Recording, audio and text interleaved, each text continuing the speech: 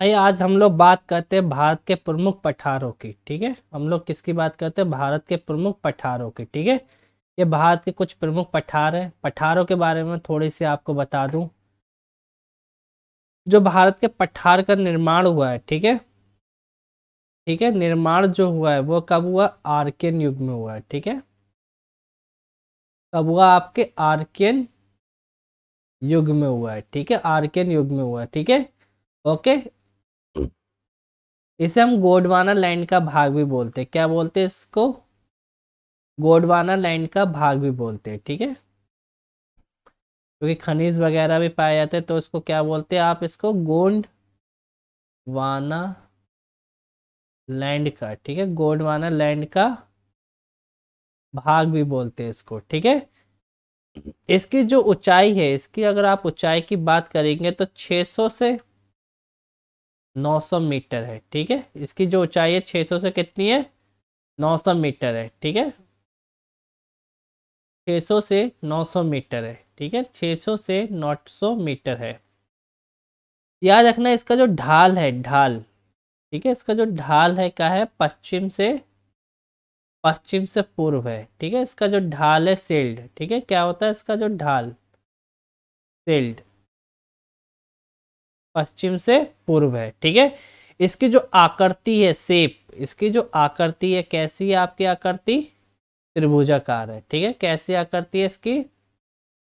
त्रिभुजाकार है। ठीक है, आकृति कैसी इसकी? त्रिभुजाकार है। देखिए कैसे त्रिभुजाकार है, देखिए ये पूरा का पूरा हिस्सा देखिए त्रिभुज बना रहा है।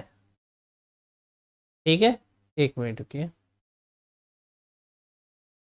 पूरा का पूरा हिस्सा आपका ये देखिए त्रिभुज बनाते हुए दिखेगा। ठीक है, ये पूरा का पूरा आप अगर हिस्सा देखेंगे तो ये देखिए दिख रहा है आपको त्रिभुज बनाते हुए भारत का दक्षिणी हिस्सा। ये देखिए त्रिभुज बन गया आपका। समझ में आया आपको? देख क्या है इसकी आकृति? त्रिभुजाकार है। ठीक है, इसकी आकृति त्रिभुजाकार है। क्लियर हुआ आपको? ठीक है, आगे बढ़ते एक एक करके हम लोग अब डिस्कस करते हैं। ठीक है, हम लोग एक एक करके क्या होता है डिस्कस करते हैं। ठीक है, आइए पहले हम लोग बात करते हैं मालवा के पठार की। किसकी बात करते हैं? मालवा का पठार। ठीक है, आइए लिख लिया आप लोगों ने। निर्माण इसका आर्कियन युग में, गोंडवाना लैंड का भाग भी बोलते हैं। इसकी जो ऊंचाई है औसतन 600 से 900 मीटर है। ढाल इसका पश्चिम से पूर्व की तरफ है। ठीक है, आकृति त्रिभुजाकार है। ठीक है, आइए अब हम लोग इस आगे बढ़ते हैं। ठीक है, हम लोग क्या करते हैं? आगे बढ़ते हैं।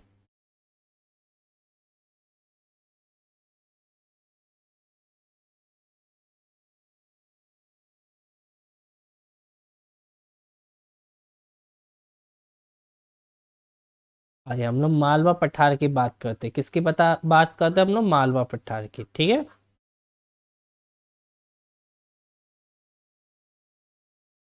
आइए मालवा पठार। मालवा पठार कहाँ है आपका? ये है।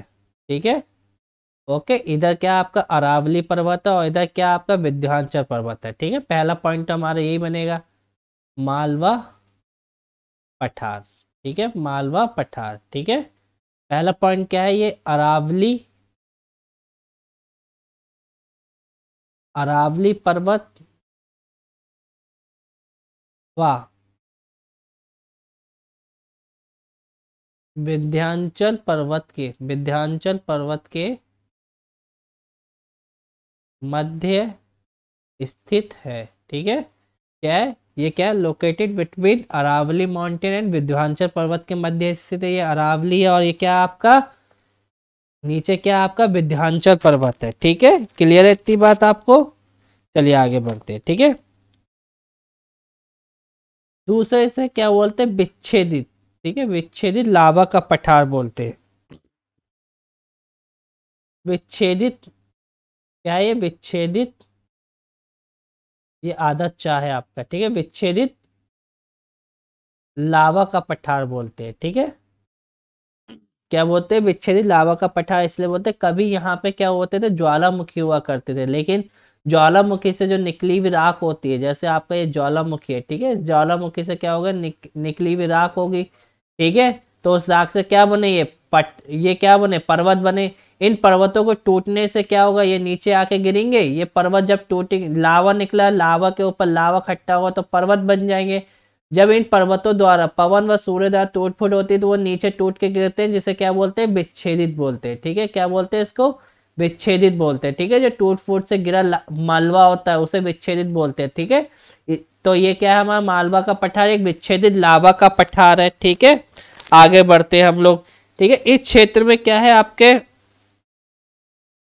कपास के लिए बहुत फेमस है। ये क्षेत्र क्या आपका कपास के लिए बहुत ही फेमस है, कपास के लिए प्रसिद्ध है। ओके, ये क्षेत्र क्या आपका कपास के लिए क्या है, मालवा का पठार प्रसिद्ध है। ओके, चौथा पॉइंट क्या है, इसी क्षेत्र में आप देखेंगे तो आपको बेहड़ वगैरह, चंबल व इसकी सहायक नदी, ठीक है, जो इसकी सहायक नदी होती है, ठीक है, चंबल व इसकी सहायक नदी, आप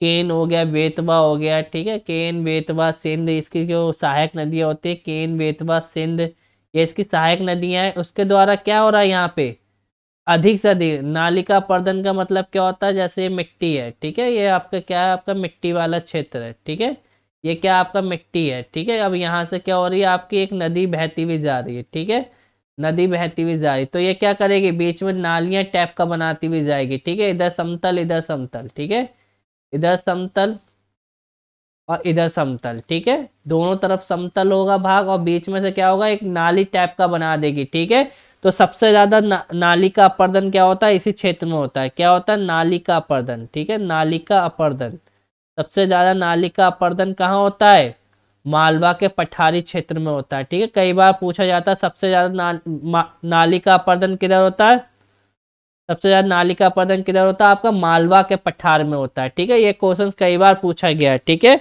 आइए हम लोग आगे बढ़ते हैं। ठीक है, ये हमारे यहाँ पे क्या होता है, और यहीं पे क्या पाया जाता है आपका, आपने देखा होगा बेहड़, बेहड़ आपने देखा होगा, आपने पान सिंह तोमर मूवी देखी होगी। ठीक है, डाकू वगैरह जो बेहड़ होते हैं, बेहड़ क्या होते हैं, मिट्टी के ऊंचे ऊंचे टीले। ठीक है, क्या होते हैं, इसमें मिट्टी के ऊंचे ऊंचे टीले होते हैं जो कि पहाड़ियों की तरह लगते हैं। ठीक है, मिट्टी के ऊंचे ऊंचे टीले होते हैं, जैसे ये मिट्टी के टीले होते हैं, ये क्या पहाड़ियों की तरह होते हैं, और डाकू लोग क्या होते हैं, इनके पीछे छुप के वार करते हैं। ठीक है, तो बेहड़ कहाँ पाया जाता है, आपका मालवा के पठार में पाया जाता है। कहाँ पाया जाता है, आपके मालवा के पठार में बेहड़ पाया जाता है। ठीक है, बेहड़, ठीक है, बेहड़ क्या होता है, आपके मालवा के पठार में पाया जाता है। ठीक है, इसको इंग्लिश में हम लोग लिख देते हैं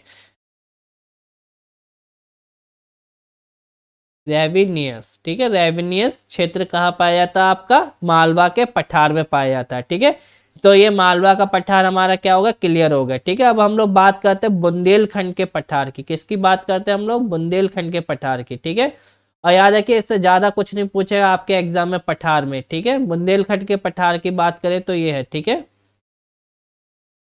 बुंदेलखंड का पठार आपका ये है।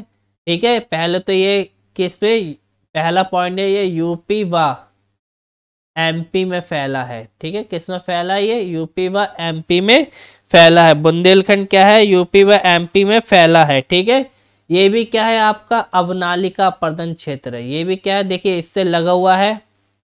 ठीक है, मालवा के पठार से लगा हुआ, तो ये भी क्या है, अवनालिका पर्दन है, मतलब वही बेहड़ वाला इलाका इधर भी पड़ता है, अवनालिका अपर्दन क्षेत्र। ठीक है, ओके, तो यहाँ पे भी क्या पाए जाते हैं, बेहड़ पाए जाते हैं। ओके, यहाँ पे भी क्या होते हैं, आपके बेहड़ पाए जाते हैं। ठीक है, बेहड़ मैंने आपको बता दिया मिट्टी के टीले होते हैं। ठीक है, मिट्टी के टीले होते हैं जिनके पीछे पहले डाकू लोग छुपा करते थे। ठीक है, पान सिंह तोमर मूवी में यही टीले दिखाए गए हैं, और आप कभी भी एमपी जाएंगे तो आप ग्वालियर की तरफ को जाएंगे तो आपको ये टीले बहुत मिलेंगे। ठीक है, पाए जाते हैं। ठीक है, पाए जाते हैं। क्लियर है, इसमें बस इतना ही पूछेगा, ये किन दो राज्यों के बीच में है, यूपी व एमपी।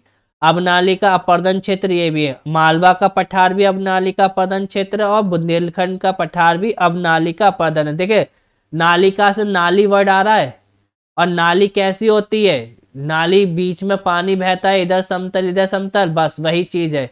तो क्या होती है, एक समतल क्षेत्र के बीच में से जब नदियां गुजरती है तो नाली टाइप की बना देती है, जिसको क्या बोलते हैं हम, अवनालिका बोलते हैं। ठीक है, ओके, आपसे इससे ज्यादा यहाँ से बुंदेलखंड से नहीं पूछेगा। ठीक है, अब बात करते हैं हम बघेलखंड के पठार की। ठीक है, किसकी बात करते हैं हम लोग, बघेलखंड के पठार की। आइए, ये है बघेलखंड का पठार। ठीक है, यहाँ से सिर्फ इतना सवाल पूछेगा कि ये कहाँ फैला है, आइए थोड़ा सा स्पेस की नीड पड़ रही है, मैं ये थोड़ा सा मिटा दूं, ठीक है।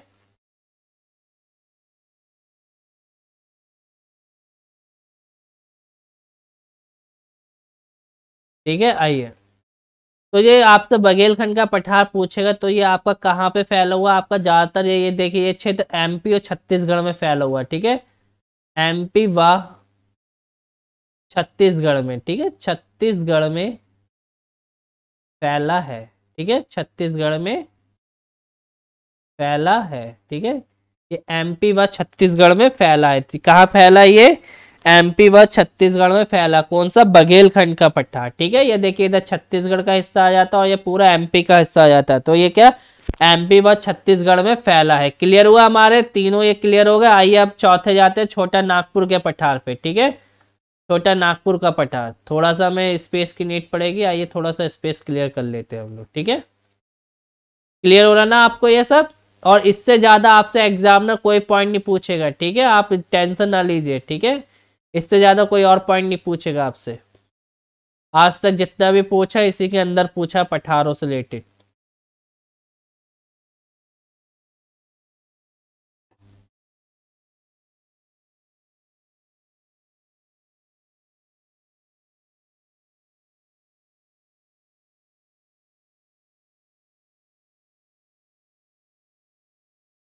ठीक है, आइए।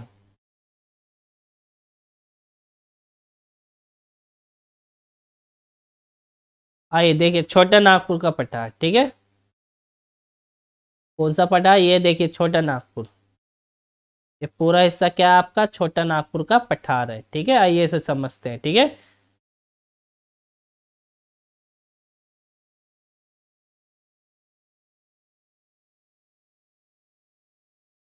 पठार, ठीक है, छोटा नागपुर का पठार, ठीक है। पहला क्या है छोटा नागपुर के पठार में, आप देखेंगे नागपुर, ठीक है। पहला पॉइंट क्या है, इसे भारत का, इसे भारत का, ठीक है, इसे क्या कहते हैं, भारत का रूर कहते हैं। भारत का क्या बोलते हैं इसको, रूर कहते हैं, ठीक है। इसे भारत का रूर कहते हैं, ओके। इसे क्या कहते हैं, भारत का रूर कहते हैं, ठीक है। इसे भारत का रूर कहते हैं, इसे भारत का क्या कहते हैं हम लोग, रूर कहते हैं।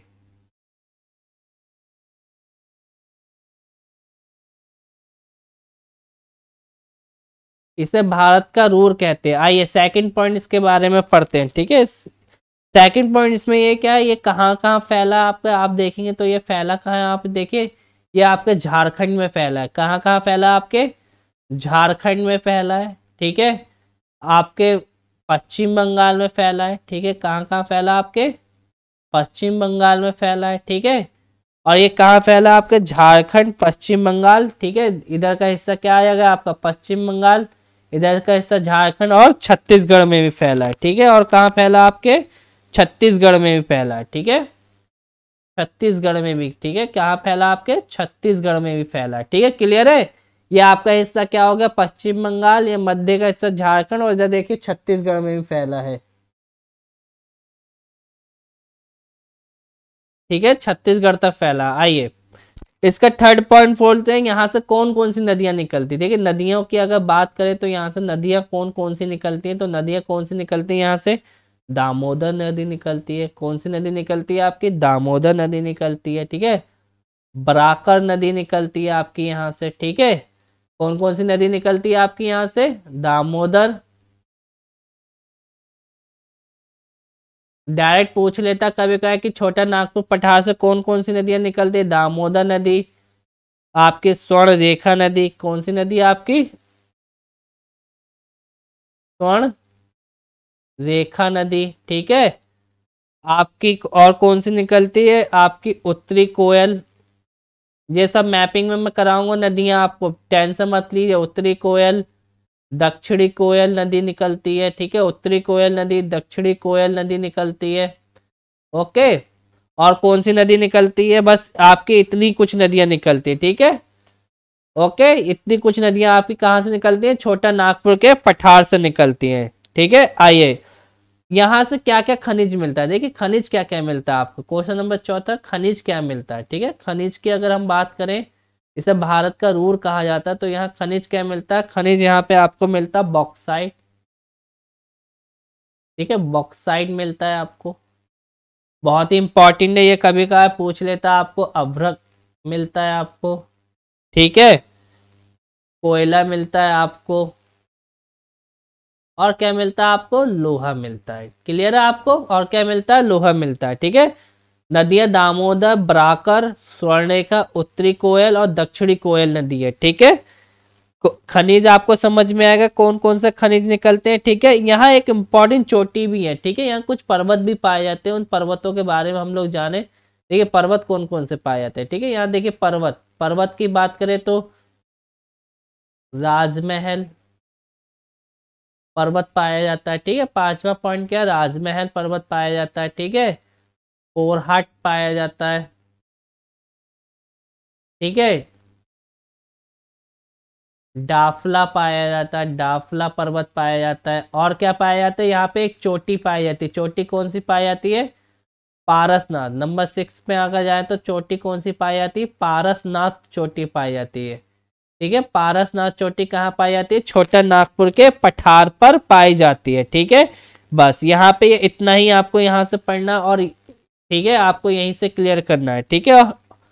इसमें इतना ही पढ़ना है। आइए आगे बढ़ते हैं, ठीक है। छोटा नागपुर का पठार हो गया क्लियर। आइए दक्कन के पठार के बारे में बात करते हैं, ठीक है।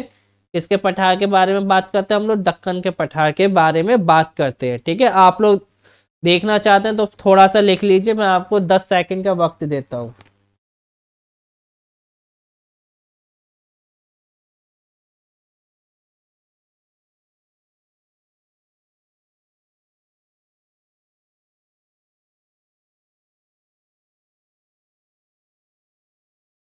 लिख लिया आप लोगों ने, चलिए आगे बढ़ते हैं।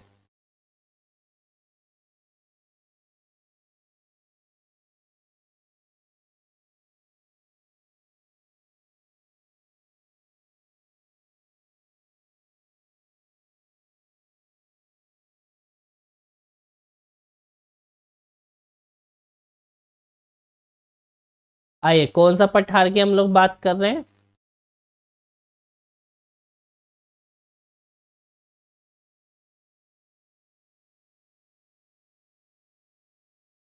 आइए पठार की हम लोग बात कर रहे हैं। हमारा कौन सा, दक्कन का पठार। देखिए ये है दक्कन का पठार, ठीक है। कहाँ है हमारा, ये है दक्कन का पठार। आइए देखते हैं दक्कन का पठार, ठीक है। दक्कन पठार, आइए दक्कन पठार के बारे में बात करते हैं। नंबर 1, ठीक है, हम लोग किसकी बात करते हैं, अपने दक्कन के पठार की, ठीक है। याद रखिएगा ये क्या है, सतपुड़ा पर्वत के। नंबर पहला क्या है, ये सतपुड़ा, सतपुड़ा पर्वत के,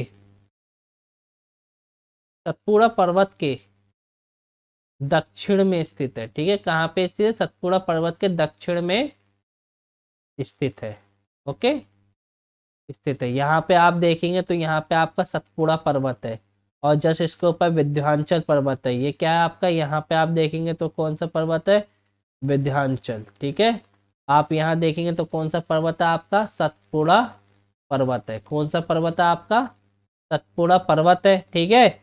और जस्ट इसके दक्षिण में कौन सा पर्वत क्या स्थित है, दक्कन का पठार स्थित है, ठीक है। दक्षिण में स्थित है क्या, दक्कन का पठार स्थित है, ओके। ये क्या है, इसका निर्माण बेसाल्ट लावा से हुआ है, ठीक है। किसका हुआ है, बेसाल्ट, इसका निर्माण बेसाल्ट लावा से हुआ है, ठीक है। किससे हुआ इसका निर्माण, बेसाल्ट, ठीक है। इट्स लोकेटेड, किसके लोकेशन में है, south, south of Satpura mountain, ठीक है। बेसाल्ट, ठीक है, ये बेसाल्ट लावा से निर्मित है, ठीक है। ये क्या है, बेसाल्ट लावा से निर्मित है, ठीक है। अब देखिए बेसाल्ट क्या होता है, थोड़ा सा इसको समझ लीजिए, ठीक है। बेसाल्ट क्या होता है इसको समझाता हूँ मैं, ठीक है। देखिए एक चीज याद रखिए, ये हमारी क्या है, पृथ्वी है, ठीक है। जो लावा होता है मैग्मा, क्या होता है हमारा, मैग्मा। अगर बाहर को जा रहा है और ये यहाँ पे जम जाए, ठीक है, क्या होता है, मैग्मा आपका यहाँ जम जाता है, ठीक है। मैग्मा अगर यहाँ जम रहा है तो ये क्या कहलाएगा, ग्रेनाइट नीस, ठीक है। और अगर यही मैग्मा ऊपर जाके जमता है, किसके, पृथ्वी के तल के ऊपर, पृथ्वी के तल के ऊपर जमता है तो ये क्या कहलाता है, बेसाल्ट, बस इतना ऐसे ही फर्क है, ठीक है। मतलब ये क्या आपका पृथ्वी का बिंदु है, ये क्या है आपके पृथ्वी का तल है, ये पृथ्वी का तल है, इसके नीचे जम रहा तो ग्रेनाइट और नीस कहलाएगा, अगर इसके ऊपर मेग्मा लावा जम रहा तो वेसाल्ट कहलाएगा, इसलिए ये ऊपर जमा है तो वेसाल्ट लावा से निर्मित कहलाती है। क्लियर हो गया बच्चे आप लोगों को? बहुत बढ़िया। आइए बच्चे, अगर पसंद आए सेशन तो कमेंट्स में बताइएगा, जिससे हम लोग आगे और चलाएं इसको, ठीक है। और हमारे टेलीग्राम ग्रुप से आप लोग अच्छे से जुड़ जाइएगा, ठीक है। अगर आपको मैपिंग समझ में आ रही है तो कमेंट्स में लिख के बताइएगा, जिससे पर डे मैपिंग क्लासेस चले। देखिए मैपिंग कोई नहीं कराता, ठीक है। आप एक चीज याद रखिएगा, मैपिंग कोई नहीं कराता, सब लोग पढ़ाते हैं लेकिन मैपिंग कोई नहीं कराता, ठीक है। आइए मैपिंग, अब याद रखिए फैला कहाँ कहाँ है, ठीक है। फैला किस किस स्टेट में, आप ये देखिए, यहां से आप देखेंगे तो देखिए ये क्या है, गुजरात को टच कर रहा है, यहां से देखिए गुजरात टच कर रहा है, ठीक है। क्या है ये, गुजरात को टच कर रहा है, ठीक है। यहां से देखिए गुजरात को टच कर रहा है, और यहां से देखिए एमपी को टच कर रहा है। किसको टच कर रहा है? एमपी को टच कर रहा है, ठीक है। और नीचे जाएंगे दक्षिण में तो आपका देखिए कर्नाटक को टच कर रहा है, ठीक है। कर्नाटक को टच कर रहा है, ठीक है। और इधर देखिए, इधर का जो हिस्सा ये वाला हिस्सा, ठीक है, ये वाला हिस्सा क्या कर रहा है, आंध्र प्रदेश को टच कर रहा है, ठीक है।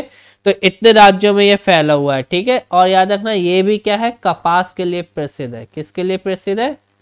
कपास के लिए फेमस है, ठीक है। इस यहाँ से बस इतने ही क्वेश्चंस बनेंगे, और यहाँ से कोई क्वेश्चंस नहीं बनेगा, ठीक है बच्चे लोग। क्लियर है आप लोगों को? आगे बढ़े, बहुत ही बढ़िया।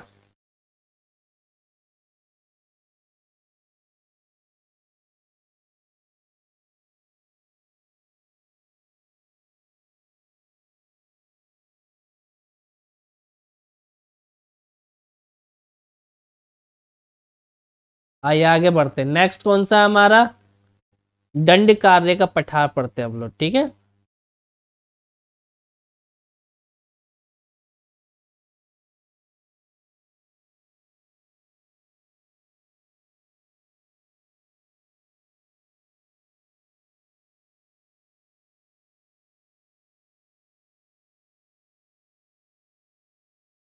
आइए नेक्स्ट हमारा पढ़ते हैं हम दंड कार्य का पठार। ये देखिए दंड कार्य का पठार, ठीक है। सारे पठार हम लोग यहाँ डिस्कस कर लेंगे, ठीक है।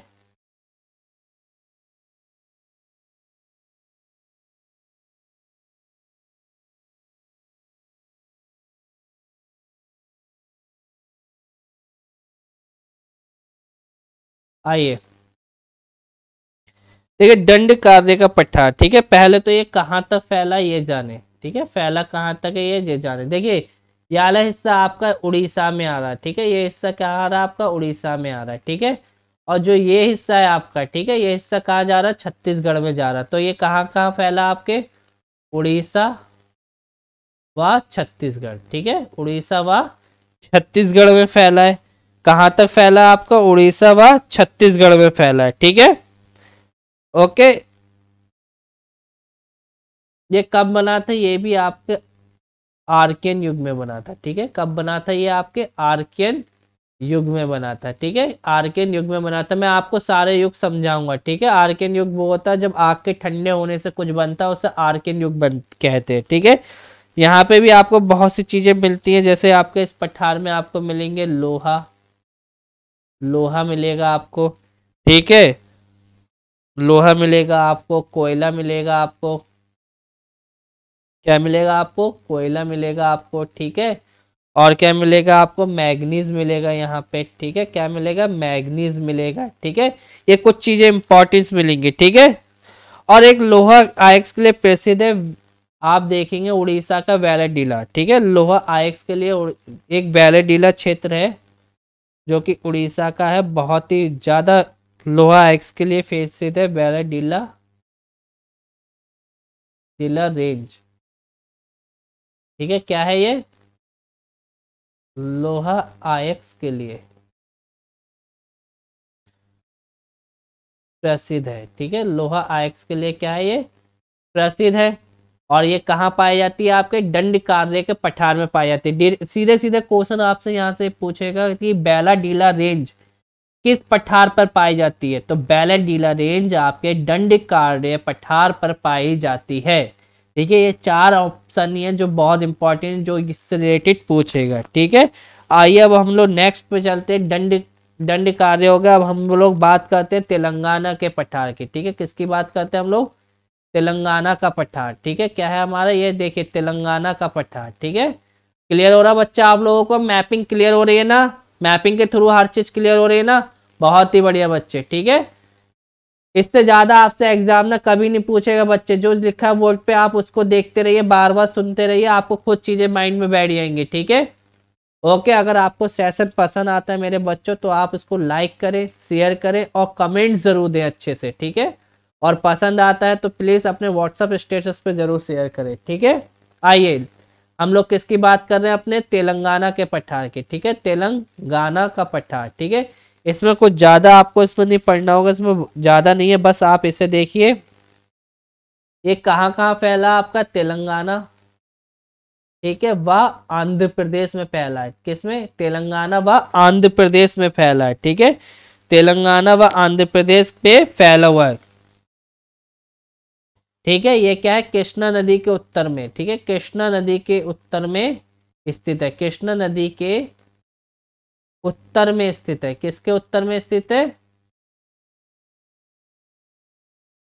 स्थित है। ठीक है, कृष्णा नदी के उत्तर में स्थित है। मतलब ये क्या है? कृष्णा नदी यहाँ से आपके कर्नाटक से निकल रही, जिसके उत्तर में स्थित है। ठीक है, कृष्णा नदी के उत्तर में स्थित है। और ये क्या है? इसकी एक बहुत ही इंपॉर्टेंट विशेषता है। ठीक है, क्या है इसकी एक इंपॉर्टेंट विशेषता? ऊपर लिखता हूँ, थर्ड। थर्ड क्या है आपकी? अरे एक मिनट रुकिए। इसकी एक इंपॉर्टेंट विशेषता है। ठीक है, ये इसकी एक इम्पॉर्टेंट, बहुत ही इंपॉर्टेंट विशेषता जो कि एग्जामिनर की सबसे ज्यादा पसंद है। यह दक्षिण पश्चिम मानसून। ठीक है, जो हमारा दक्षिण पश्चिम मानसून होता है, दक्षिण पश्चिम मानसून, दक्षिण पश्चिम मानसून का क्या है? ये दक्षिण दक्षिण पश्चिम मानसून, मानसून का वृष्टि छाया प्रदेश है। वृष्टि छाया प्रदेश क्या होता है? मैं अभी आपको समझा रहा हूँ। वृष्टि छाया प्रदेश है। ठीक है, दक्षिण पश्चिम मानसून का वृष्टि छाया प्रदेश है। ये बहुत ही इंपॉर्टेंट और एग्जामिनर बहुत बार पूछता है, ये बहुत ही इंपॉर्टेंट है। ठीक है, दंड कार्य मैदान क्या है? दक्षिण पश्चिम मानसून का वृष्टि छाया प्रदेश है। ठीक है, वो आपसे अक्सर यही पूछता है। ठीक है, वृष्टि छाया प्रदेश क्या होता है ये मैं आपको अभी बता रहा हूँ। ठीक है, इधर थोड़ा स्पेस की नीड पड़े, ये लोग हम लोग मिटा देते हैं। ठीक है,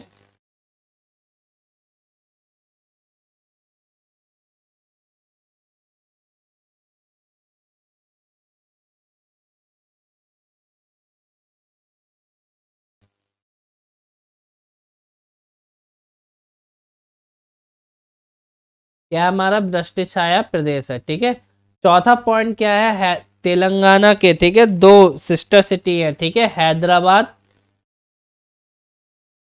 आपका चौथा पॉइंट है। क्या है आपका चौथा पॉइंट? हैदराबाद व सिकंदराबाद। ठीक है, क्या है आपका? सिकंदरा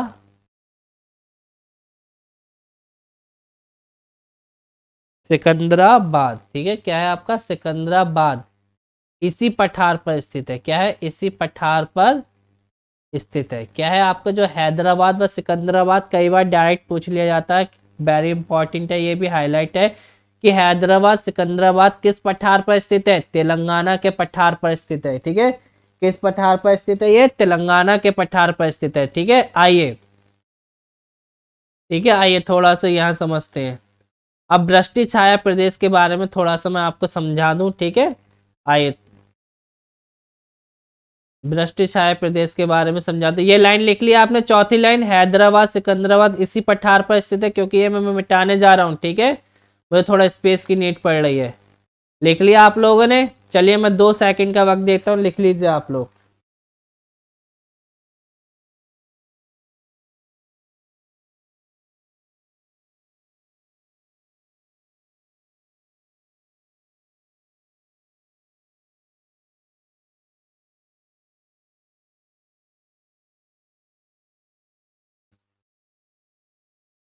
ठीक है, मिटाता हूँ मैं।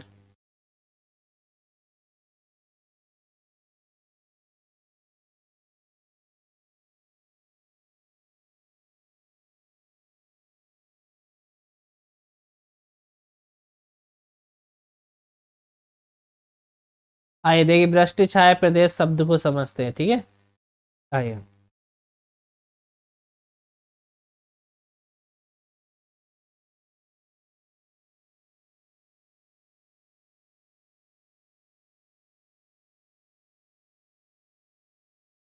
क्या समझना हमें, वृष्टि छाया प्रदेश किसे कहते हैं, ठीक है।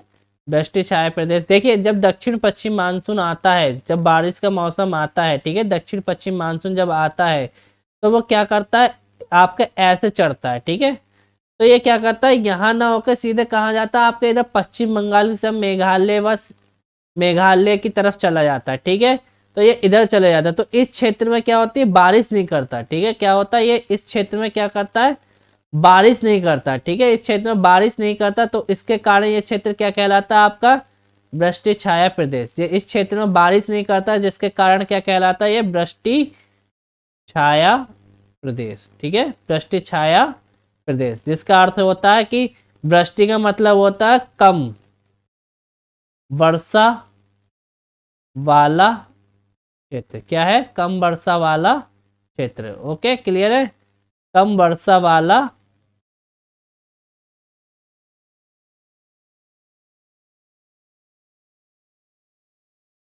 ये क्या होगा, ये कम वर्षा वाला क्षेत्र। क्लियर हो गया, जहां पर बरसात क्या होती है, कम होती है। मतलब जो हमारा दक्षिण पश्चिम मानसून क्या करता है, वो इस साइड में बारिश ना करके केरल से सीधे कहाँ जाता है, आपका पश्चिम बंगाल मेघालय की तरफ चले जाता है। और जो ये क्षेत्र होता है बारिश से बच जाता है।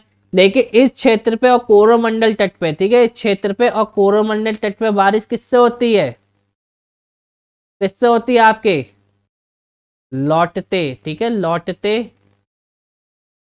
लौटते हुए मानसून से। किससे होती है, आपके लौटते हुए मानसून से होती है, ठीक है। या इसको क्या बोलते हैं हम लोग, उत्तरी पूर्वी मानसून, ठीक है, उत्तर पूर्वी मानसून, ठीक है। क्या बोलते हैं हम इसको, उत्तर पूर्वी मानसून से बारिश होती है। मतलब दक्षिण पश्चिम मानसून से नहीं होती इस एरिया में बारिश, किससे होती है, उत्तरी पूर्वी मानसून से, जो लौटता हुआ आता है, ठीक है। ये सब हम लोग क्या करेंगे, आपको जब हम लोग जलवायु वाला टॉपिक करेंगे तब आपको और ज्यादा क्लियर होगा, ठीक है। आइए तो हम लोग आगे बढ़ते हैं, एक चीज क्लियर हो गया आपको, चलिए आगे बढ़ते हैं। नेक्स्ट हमारा सबसे लास्ट में बचा आपका कर्नाटक का पठार, ठीक है। सबसे लास्ट क्या बचा आपका, कर्नाटक का पठार, ठीक है। आइए समझे कर्नाटक के पठार को, ठीक है, कर्नाटक का पठार, ठीक है। ये क्या है, ये देखिए ये दक्कन लावा क्षेत्र के दक्षिण में स्थित है। तो पहला पॉइंट क्या बनता है यहाँ से, यही बनता है, ठीक है। पहला पॉइंट क्या बनता है आपका, यही बनता है, ठीक है। क्या बनता है यहाँ से पहला, ये दक्कन लावा क्षेत्र के दक्षिण में है। ये क्या है, दक्कन लावा क्षेत्र के दक्षिण में है, ठीक है। कहाँ है ये, दक्षिण में है, ठीक है। ये क्या है, ये दक्कन पठार है, इस दक्कन पठार का क्या है, दक्षिण में ही तो स्थित है ये आपका कर्नाटक का पठार। तो पहला पॉइंट यही हुआ, ठीक है। दूसरा पॉइंट क्या है, बहुत ही फेमस है, बाबा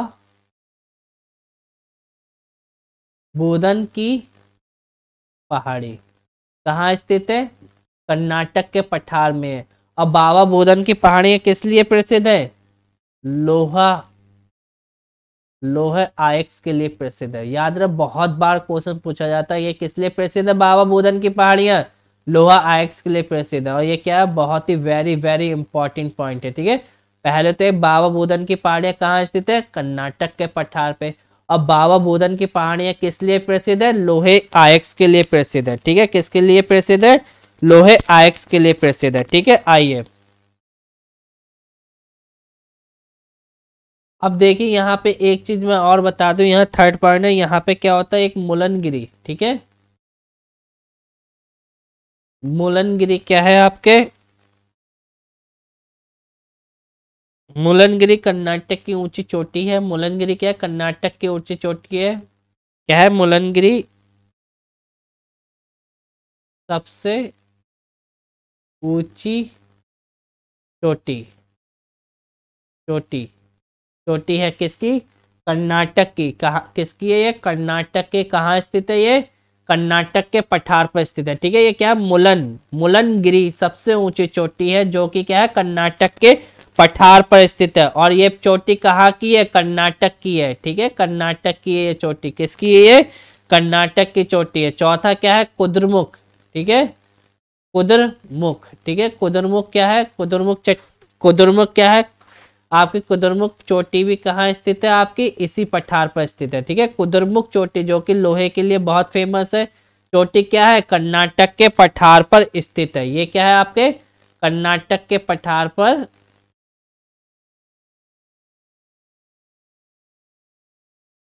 स्थित है। ठीक है, कुद्रमुख चोटी क्या है, कर्नाटक के पठार पर स्थित है। कुद्रमुख चोटी कर्नाटक के पठार पर स्थित है। ठीक है बच्चे लोगों, हमारा क्या था, सारे हमने क्या होता है, सारे पठारों को डिस्कस कर लिया। एक पठार हमारा और बचा है, शिलोंग का पठार। ठीक है, हम लोग इस पे और डिस्कस कर लेते हैं। ठीक है, शिलोंग का पठार, आइए लिख लिया आप लोगों ने, 1 सेकंड में आपको देता हूँ, फटाफट लिख लीजिए इसको। ठीक है, आइए फटाफट लिख लीजिए इसको, 1 सेकंड में आपको देता हूँ। ठीक है,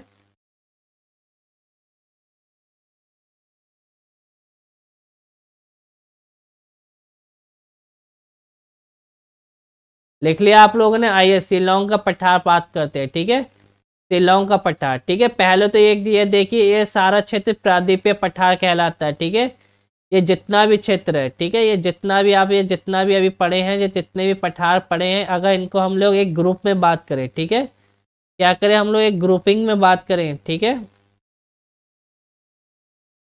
ये जितना भी आपने क्षेत्र पढ़ा है, ठीक है, ये सब क्या कहलाता है आपका, प्रायद्वीपीय पठार कहलाता है। ठीक है, अगर हम लोग एक ग्रुप में बात करें तो ये क्या कहलाता है आपका, पेनिसुलर प्लेट्यू। क्या कहलाता है आपका, पेनिसुलर प्लेट्यू। ठीक है, अब जो प्रायद्वीपीय पठार, शिलोंग पठार, इनके बीच में एक गैप है जिसको क्या बोला जाता है, मालदा गैप। क्या बोला जाता है आपका, मालदा गैप। कई बार सवाल पूछा जाता है कि शिलोंग का पठार प्रायद्वीपीय पठार से किस गैप के द्वारा अलग है, तो वो गैप कौन सा है, मालदा गैप के द्वारा शिलोंग पठार प्रायद्वीपीय पठार से अलग है। ठीक है, याद रखना जितने भी पठार हैं, ये इन सबको अगर हम एक भाषा में बोले तो ये सब प्रायद्वीपीय पठार कहलाते हैं। ठीक है, पहला पॉइंट क्या है इसमें, शिलोंग के पठार में, आइए इसे मिटा देते हैं, थोड़ा स्पेस की नीड पड़ रही है।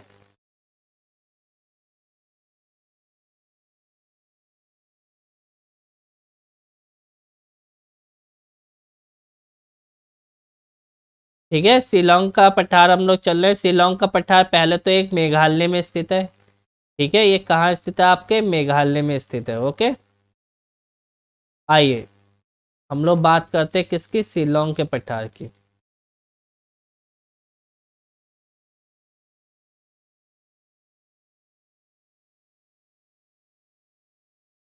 शिलोंग प्लेट्यू, पहले ये कहाँ स्थित है आपका, मेघालय में स्थित है। कहाँ स्थित है आपके, मेघालय में स्थित है। ठीक है, एक सवाल आपसे डायरेक्ट पूछता है, यह है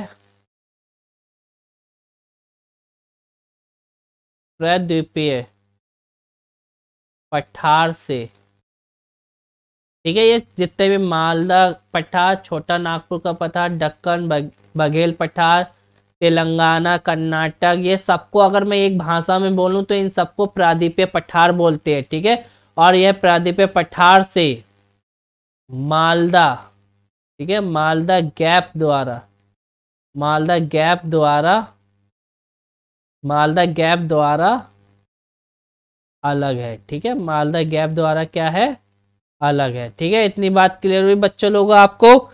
ठीक है, इतनी बात क्लियर हुई। इस जो आपका ये पठार है, इस पठार पे गारो, खासी, जैंतिया, ठीक है, गारो घासी जैंतिया पर्वत स्थित है। क्या है आपके, गारो घासी जैंतिया क्या है, पर्वत, पर्वत क्या है, स्थित है। ठीक है, और भारत का सबसे अधिक वर्षा वाला क्षेत्र क्या है, चेरा पूंजी। ठीक है, चेरा पूंजी भारत का सबसे अधिक वर्षा वाला क्षेत्र चेरापूंजी क्या है, इसी पठार पर स्थित है। ठीक है, भारत का सबसे अधिक